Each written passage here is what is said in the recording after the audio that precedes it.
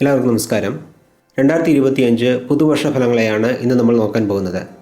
പുതിയ വർഷം തുടങ്ങാൻ പോകുമ്പോൾ എല്ലാവർക്കും ആ ഒരു വർഷത്തിനുള്ളിൽ നിറവേറ്റാൻ പല ആഗ്രഹങ്ങളും സ്വപ്നങ്ങളും ലക്ഷ്യങ്ങളും ഉണ്ടാകും. വിദ്യാർത്ഥികൾ നന്നായി പഠിക്കാനും പരീക്ഷകളിൽ വിജയം നേടാനും ശ്രമിക്കുമ്പോൾ പഠനം കഴിഞ്ഞവർ നല്ല ജോലിയിൽ പ്രവേശിക്കാനും ജോലിയിലുള്ളവർ കുറച്ചുകൂടി മെച്ചപ്പെട്ട ജോലിക്കായോ അല്ലെങ്കിൽ വിദേശത്ത് പോകാനായിരിക്കും ശ്രമിക്കുക. അതുപോലെ സ്വന്തമായി തൊഴിൽ ചെയ്യുന്നവർ അതിനെ വിപുലീകരിക്കാനോ അല്ലെങ്കിൽ പുതിയ തൊഴിൽ മേഖലയിലേക്ക് പ്രവേശിക്കാനോ ശ്രമിക്കുന്നതാണ്. ഇതുപോലെ ഓരോ വ്യക്തികൾക്കും ഓരോ രീതിയിലുള്ള ആഗ്രഹങ്ങളും ലക്ഷ്യങ്ങളും ഉണ്ടാകും. പക്ഷേ ആ ലക്ഷ്യത്തിലേക്ക് എത്തിപ്പെടാൻ ചിലർക്ക് ഉടനെ സാധിക്കുകയും ചിലർക്ക് അതിനുവേണ്ടി കുറച്ചുകൂടി കാത്തിരിക്കേണ്ടി വരുന്നതുമാണ്. അതൊക്കെ അവരവരുടെ ജാതക രീതിയിലുള്ള ദശ അപഹാരങ്ങളെയും ചാരവശാൽ നടക്കുന്ന ഗ്രഹമാറ്റങ്ങളെയും അപേക്ഷിച്ചായിരിക്കും തീരുമാനിക്കപ്പെടുന്നത്. ഗ്രഹമാറ്റങ്ങളെന്ന് പറയുമ്പോൾ വർഷഗ്രഹങ്ങളായ വ്യാഴം, ശനി, രാഹു, കേതു എന്നീ ഗ്രഹങ്ങളുടെ സഞ്ചാരത്തെ അടിസ്ഥാനമാക്കിയാണ് പ്രധാനമായും വർഷഫലങ്ങൾ പറയുന്നത്. ഈ പറഞ്ഞ 4 ഗ്രഹങ്ങളും 2025 രാശി മാറുന്നുണ്ട്. അതായത് മാർച്ച് മാസം ശനിയും മെയ് മാസത്തിൽ വ്യാഴവും രാഹുകേതുക്കളും രാശി മാറുന്നതാണ്. ഈ മാറ്റങ്ങളൊക്കെ ചില കൂറുകാർക്ക് അനുകൂല ഫലങ്ങളെയും ചില കൂറുകാർക്ക് പ്രതികൂല ഫലങ്ങളെയുമാണ് നൽകാൻ പോകുന്നത്. ഒരുപക്ഷെ ഗ്രഹനിലകൾ അനുകൂലമല്ലെങ്കിലും എല്ലാ കാര്യങ്ങളിലും ശ്രദ്ധയോടെ മുന്നോട്ട് പോയാൽ ഏത് പ്രതികൂല സാഹചര്യത്തെയും നേരിടാൻ നിങ്ങൾക്ക് സാധിക്കുന്നതാണ്.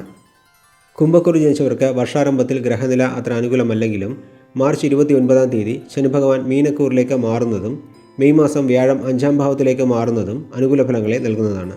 ഇപ്പോൾ 7 ശനി നടക്കുന്ന കുംഭക്കൂറുകാർക്ക് 2-ാം ഭാവത്തിലേക്ക് ശനി മാറുമ്പോൾ ആരോഗ്യ പ്രശ്നങ്ങളുണ്ടായിരുന്നവർക്ക് ആരോഗ്യം മെച്ചപ്പെടും. അതേസമയം പണം കൊടുക്കൽ വാങ്ങൽ സംബന്ധമായ കാര്യങ്ങളിൽ ജാഗ്രത പാലിക്കേണ്ട സമയമാണിത്. ജോലിയിലുള്ളവർക്ക് ജോലിഭാരം കൂടുമെങ്കിലും അതിനനുസരിച്ചുള്ള പ്രതിഫലവും ലഭിക്കുന്നതാണ്. ജീവിത പങ്കാളിക്ക് ഇടയ്ക്കിടെ ആരോഗ്യ പ്രശ്നങ്ങൾ വന്നു പോകും. ജാതകരീതിയിൽ നടക്കുന്ന ദശാപഹാരങ്ങൾ അനുകൂലമാണെങ്കിൽ മെയ് മാസത്തിന് ശേഷം പുതിയ തൊഴിൽ തുടങ്ങുന്നത് പോലെയുള്ള കാര്യങ്ങൾ ചെയ്യാവുന്നതാണ്.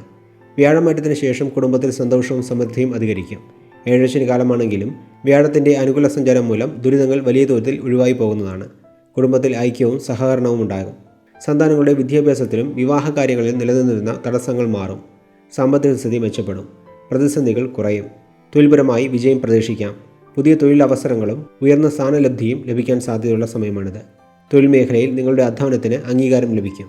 സമൂഹത്തിൽ ഉയർന്ന നിലയിൽ ജീവിക്കുന്നവരുടെ സൗഹൃദം തേടിവരും. വ്യാപാര വ്യവസായ രംഗത്ത് പുരോഗതി ഉണ്ടാകും. ലാഭം അധികരിക്കും. പുത്രഭാഗ്യം, ധനലാഭം, പുതിയ വീട് വാങ്ങാൻ സാധ്യത, വാഹനഭാഗ്യം, മനസുഖം, കീർത്തി ഇതുപോലെയുള്ള നിരവധി ഗുണാനുഭവങ്ങൾ ലഭിക്കാൻ സാധ്യതയുള്ള വർഷമാണിത്. രാഹുകേതു മാറ്റത്തിന് ശേഷം ഉപരിപഠനത്തിനുണ്ടായിരുന്ന തടസ്സങ്ങൾ മാറും. വിദേശത്ത് പഠനം നടത്തുവാൻ ആഗ്രഹിക്കുന്നവർക്ക് അനുകൂല ഫലങ്ങൾ ലഭിക്കും.